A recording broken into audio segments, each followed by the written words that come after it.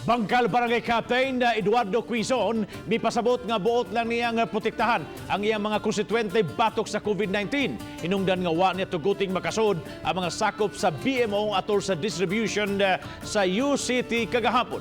Si Luan Mirondina adunay live update. May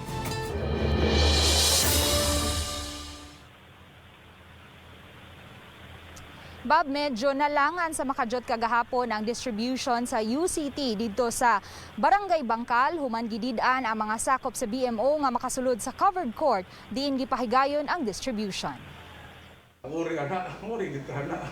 Way lipod-lipod nga giangko ni Kapitan Eduardo Quizon nga nag-issue siya og memorandum order niadtong Lunes nga nagdili sa tanang mga sakop sa BMO nga makasulod sa vicinity sa Barangay Hall ug sa covered court. Ako pong giangkor ang akong memorandum address to BMO Barangay Bangkal nga di pud sila maring Barangay Hall. It's because of the memorandum of your home. Most especially kagahapon nga doon na payout sa UCT. Matod sa kapitan, buot lang niyang makasiguro ilabi na kay ubay-ubay sa mga nagpositibo sa COVID-19 sa Lapu-Lapu City, mga sakop sa BMO. There are several BMOs throughout the Lapu-Lapu nga nagpa-subject og swab testing.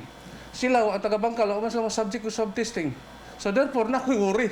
Apan alang kang Celestino Pangatungan, sakop sa BMO nga isyu sa politika ug dili COVID-19 ang hitabo.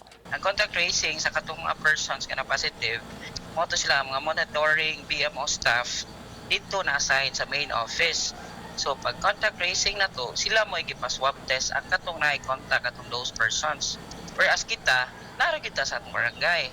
Sa Bikasbahin, mga SAP beneficiaries nagdasok sa mga tunghaan ug mga covered court sa nagkadiang barangay. Sa Barangay Bangkal, bisan kung pabalik-balik na ang pahimangno sa taga-DSWD ug sa kapitan, apan nagdumili gihapong mutuman kay gustong muuna sa linya.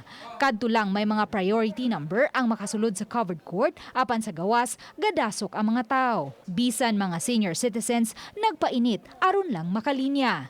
Samtang sa Barangay Basak, nga labing dakong barangay, taas-taas usab ang galinya. Moabot sa 2,000 ang mga SAP beneficiaries nga gikatakdang hatagan karong adlaw busa gibahin sa duha ka venue ang distribution.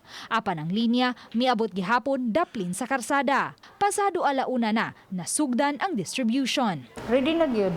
Ready na gyud ang kwarta nato nya atong gihulat karon kanang wa pa na dispatch diha ang payroll na lang.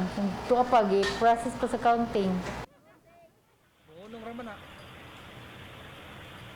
Bob, umang adlaw magpadayon gihapon ang SAP distribution alang sa tanang mga barangay sa mainland sa Lapu-Lapu. Alang kini sa mga SAP beneficiaries kansang mga apelyido nagsugod sa letter M ngadto na sa letter Z. Samtang karong adlaw sa Bob, gisugda na ang mass testing didto sa Ulango Island. Og so far Bob, mo kanang latest nga atong nahipos gikan dinhi sa gawas. Bob. thank you so much sa Luan Mirondina sa imong live report.